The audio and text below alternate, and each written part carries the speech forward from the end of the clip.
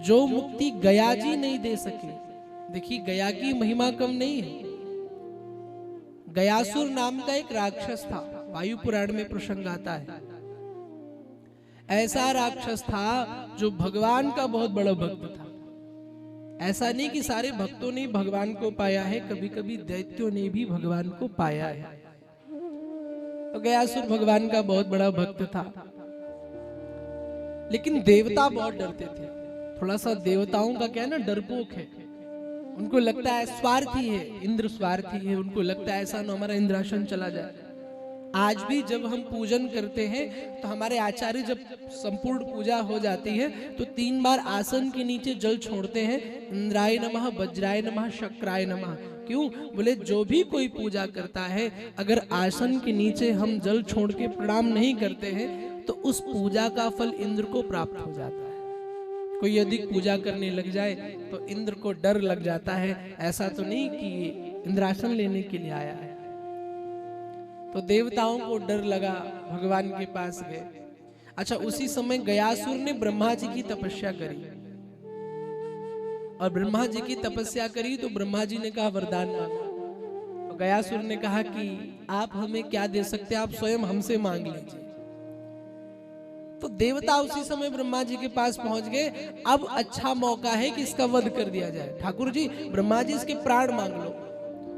तो ब्रह्मा जी ने कहा जो भगवान से जुड़ गया ना, जो हरि से जुड़ गया, उसका विनाश स्वयं ब्रह्मा, मैं विधाता स्वयं ही उसका विनाश नहीं कर सकता हूं, जो एक बार नारायण का हो गया है। तब क्या करें? बोले एक वरदान मांग सकता हूं, ये ऐसे नहीं मरेगा, इसके शरीर पर यज्ञ किए जाए, उसके बाद इसके प्राण जाएंगे। तो कहा कोई विधान निकालिए। तो ब्रह्मा ने क्या किया, गयासुर से मांग लिया कि अगर तुम्हें देने की इच्छा है तो तुम मुझे ये दो कि मैं तुम्हारा शरीर प्राप्त कर सकूं और उस पर यज्ञ कर सकूं। गयासुर ने कहा ठीक है।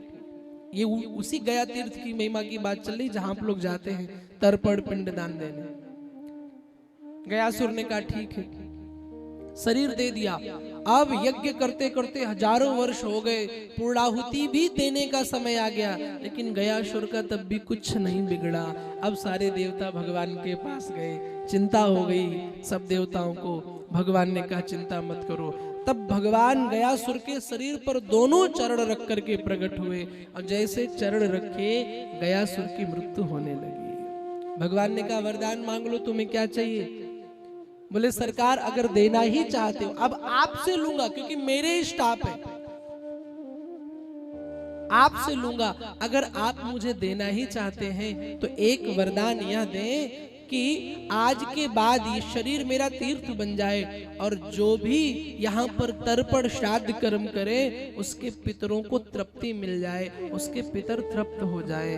भगवान स्वयं विष्णु ने कहा तथास्तु, आज के बाद ऐसा ही होगा। तभी आज भी हम गया जी को जाते हैं पितरों के लिए पिंडदान करने। लेकिन धुंधकारी की मुक्ति वह गया भी नहीं कर पाया, और इतनी महिमा श्रीमद् भागवत की कि भागवत जी की कृपा से धुंधकारी की मुक्ति हो गई।